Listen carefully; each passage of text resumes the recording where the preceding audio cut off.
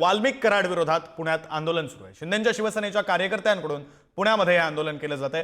वाल्मिक कराडसह सर्व आरोपींना फाशी द्या अशी मागणी आंदोलकांकडून केली जाते। वाल्मिक कराड विरोधात पुण्यामध्ये सध्या आंदोलन सुरू आहे। ही दृश्य आपण पाहतोय। खरं तर पोस्टर जाळली जात आहेत, आपल्या मागण्या मांडल्या जात आहेत। शिंदेच्या शिवसेनेचे हे सगळे कार्यकर्ते आक्रमक झालेले आहेत। पुण्यातले ही दृश्य आपण पाहतोय। पुण्यामधले दृश्य आपण पाहतोय। पुण्यामध्ये वाल्मिक कराड विरोधात शिंदेची शिवसेना आक्रमक झालेली आहे। शिंदेच्या शिवसेनेच्या कार्यकर्त्यांकडून हे आंदोलन केलं जातं। प्रतिकात्मक पुतळा जाळला जातोय। वाल्मिक कराडसह सर्व आरोपींना फाशीची शिक्षा द्या अशी मागणी या आंदोलकांकडून केली जाते। दोन दृश्य आपण पाहतोय। केवळ पुण्यामध्ये नव्हे तर ठाण्यामध्ये सुद्धा आंदोलन सुरू आहे। ठाण्यासह पुण्यामध्ये हे आंदोलन सुरू आहे। ठाण्यातील ही दृश्य आपण पाहतोय। पहिली दृश्य ही ठाण्यातील आहेत तर दुसरी दृश्य ही पुण्यातील आहेत।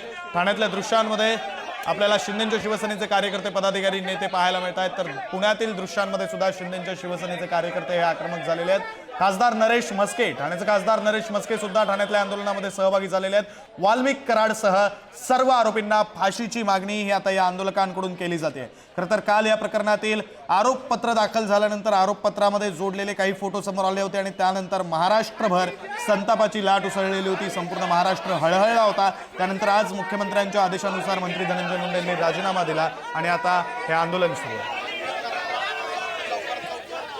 तर पुण्यातील आंदोलनासंदर्भात बोलूया। आपले प्रतिनिधी ज्ञानेश्वर चौतमल आपल्यासोबत जोडले गेलेले आहेत। ज्ञानेश्वर, खरं तर शिंदेची शिवसेना सुद्धा आता आक्रमक झालेली पाहायला मिळते। काल फोटो समोर आले, त्यानंतर राज्यभरातून उद्रेक पाहायला मिळतोय।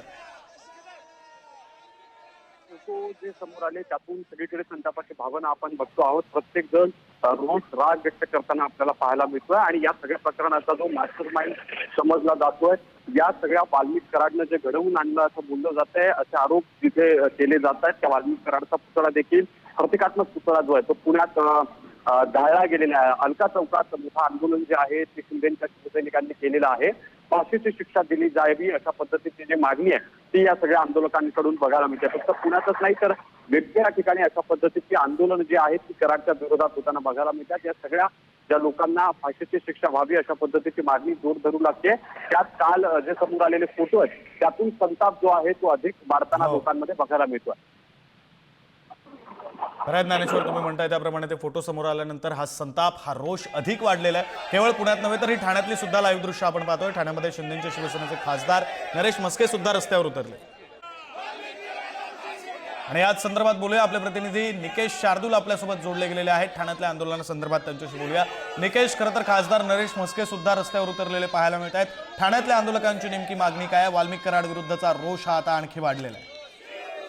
नक्कीच विक्रांत, काल ज्याप्रमाणे प्रकारे देशमुख यांच्या हत्येचे जे काही फोटो व्हायरल झाले त्यानंतर संपूर्ण महाराष्ट्रामध्ये एक प्रकारे संतापाची लाट जी आहे ती उसळलेली पाहायला मिळते। अनेकांच्या भावना ज्या आहेत त्या तीव्र झालेल्या पाहायला मिळत आहेत। त्यामुळेच ठाण्यात देखील शिंदेच्या शिवसेनेकडनं वाल्मिक कराड आणि त्यांच्या साथीदारांना फाशीची शिक्षा व्हावी या मागणीसाठी जोरदार आंदोलन जे आहे ते करण्यात आलेलं आहे। टिम्मीनाक्याचं जे टिम्मीनाका चौक आहे त्या ठिकाणी वाल्मिक कराडचा प्रतिकात्मक पुतळा जो आहे तो देखील जाळण्यात आलेला आहे। आम्ही सत्तेत असूनही आम्ही आंदोलन करतोय कारण त्या मागच्या भावना ज्या आहेत त्या वेगळ्या आहेत।